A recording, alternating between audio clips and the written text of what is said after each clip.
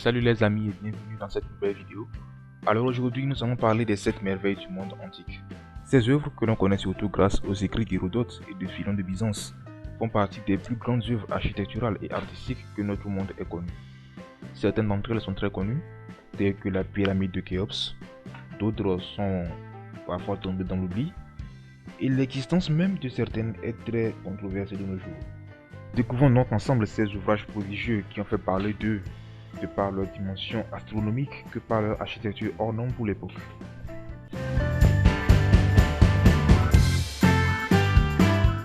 Nous commençons donc par la première des 7 merveilles, qui est la plus connue et d'ailleurs la seule qui existe encore de nos jours. Il s'agit bien sûr de la pyramide de Khéops. Alors la pyramide de Khéops est la plus grande des pyramides de Gizeh en Égypte. Ces pyramides avaient pour rôle de servir de sépulture royale aux pharaons qui les ont fait construire. La pyramide de Khéops fut construite aux alentours de l'an 2500 avant Jésus-Christ. Sa construction aurait nécessité près d'une vingtaine d'années et des milliers d'hommes afin de la réaliser. On estime aujourd'hui que la pyramide est constituée de près de 2,3 millions de blocs de pierre, pour une hauteur de 146 mètres et un périmètre à la base de 922 mètres. Chaque bloc ayant servi à la construction de la pyramide avait en moyenne une masse de 2,5 tonnes. Cependant, à cause de l'érosion subie par la pyramide au cours des millénaires, elle ne mesure aujourd'hui plus que 136 mètres de hauteur. Du fait de cette dimension imposante, la pyramide fut durant des millénaires la construction humaine de tous les records. Elle était la plus haute, la plus volumineuse, la plus massive. Elle était ainsi jusqu'en 1311 le monument humain le plus haut du monde, jusqu'à ce qu'elle ne se fasse détrôner par la cathédrale de Lincoln qui fut construite en Angleterre en cette même année.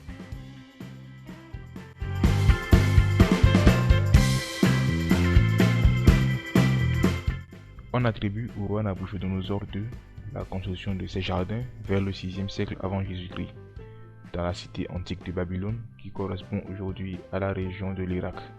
Beaucoup s'accordent à dire que ces jardins auraient été un monument qui au sol aurait la forme d'un carré d'environ 120 mètres de côté et était formé d'une succession de terrasses superposées en hauteur et qui étaient soutenues par des colonnes de pierre sur lesquelles de la terre avait été étalée. Cependant, malgré les nombreuses études des vestiges de la cité antique de Babylone, aucune trace de ces jardins fabuleux n'a jamais été découverte, ce qui laisse donc planer un immense doute sur l'existence même de ces jardins.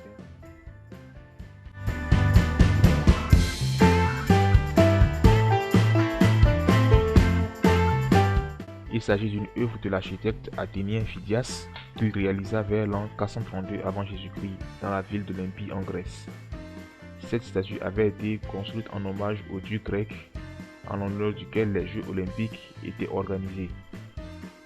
Cette statue d'or et d'ivoire représentant le dieu Zeus, assis sur son trône, et tenant dans sa main droite Niké, symbole de victoire, et dans sa main gauche un sceptre sur lequel était perché un aigle. La statue était très imposante avec ses 13 mètres de haut, dont 1 mètre pour la base et 2 mètres pour le piédestal. En l'an 395, elle fut transportée à Constantinople. Malheureusement, c'est pas de bol, la statue fut détruite en l'an 461 par un incendie. Elle ne laisse aucune trace à part quelques représentations d'elle sur des pièces de monnaie de l'époque.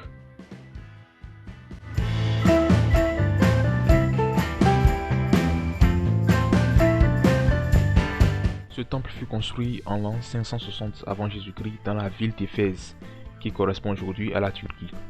Elle fut érigée en l'honneur d'Artémis, déesse grecque de la chasse et de la nature sauvage. Ce temple était l'une des plus grandes constructions humaines de l'époque. Il avait des dimensions colossales, dont 137 mètres de longueur pour 71 mètres de largeur, ce qui fait de lui l'un des plus grands jamais construits. Comme pour la statue de Zeus que l'on vient de voir précédemment, le temple fut détruit une première fois en 356 avant Jésus-Christ par un incendie, provoqué par un certain Hérostrate.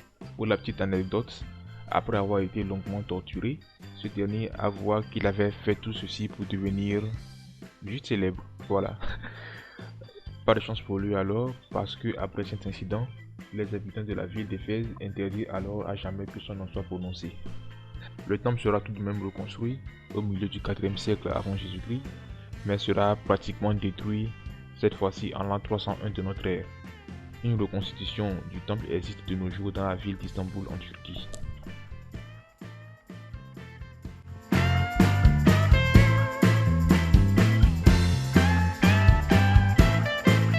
Il s'agit d'un monument funéraire achevé en l'an 350 avant Jésus-Christ dans la ville d'Halikarnas, qui correspond aujourd'hui à la ville de Bodrum en Turquie.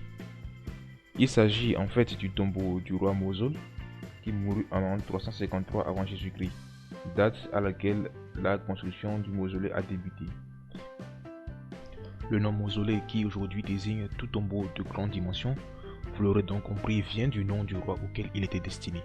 Question de dimension, il avait un soubassement rectangulaire de grande taille, avec une hauteur variant entre 45 et 50 mètres selon les sources, et possédait 36 colonnes qui supportaient un toit de forme pyramidale en haut duquel était dressée une immense statue en marbre de 6 mètres qui représentait le roi Mosul dirigeant un quadrige. Un quadrige, c'est un char à 2 roues tiré par 4 chevaux. Malheureusement, les multiples tremblements de terre qui eurent lieu entre le XIIIe et le XIVe siècle eurent raison du mausolée dont il n'existe aujourd'hui que des ruines.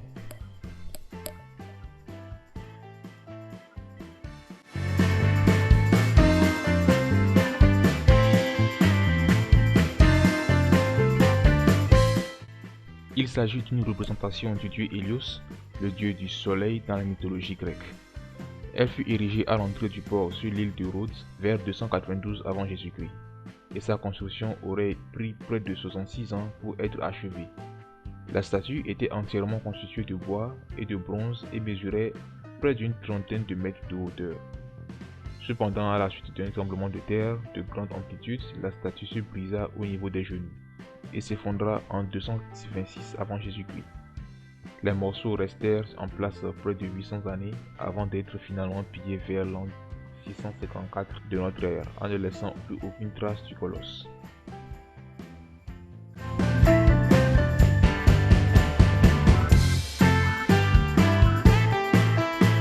Nous terminons donc avec le phare d'Alexandrie, qui est la dernière des 7 merveilles à avoir été construite. Sa construction aurait pris près d'une quinzaine d'années et aurait débuté entre 299 et 289 avant Jésus-Christ sur l'île de Pharos. Et tout comme le mausolée, son nom vient de la ville où elle a été construite, ce qui explique le nom phare donné à ce monument. Vous avez compris, phare, Pharos. Voilà. Il était un symbole important de la ville d'Alexandrie et servait également de point de repère aux navigateurs. Question de dimension, le phare avait une base carrée de 30 mètres de côté et était formé de 3 étages, le tout pour une hauteur de 135 mètres environ, et au-dessus duquel se trouvait une statue de Zeus ou de Poséidon selon les sources. Son rayon de visibilité pouvait s'étendre sur environ 50 km. Malheureusement, au fil du temps, de nombreux tremblements de terre dans la région endommagèrent le phare qui finit par être entièrement démoli vers l'an 1303 de notre ère. Ainsi se termine cette vidéo sur les 7 merveilles du monde antique. J'espère que vous aurez apprécié la vidéo. Dites-moi en commentaire quel monument vous avez le plus impressionné. Alors ceci est la première vidéo sur la chaîne et je l'espère bien la première d'une très longue série. Si vous appréciez le concept, n'hésitez donc pas à liker et à partager la vidéo, ça fait vraiment plaisir. Vous pouvez également soutenir la chaîne en vous abonnant et en activant la cloche de notification. Merci beaucoup pour votre soutien et sur ce je vous dis à la prochaine.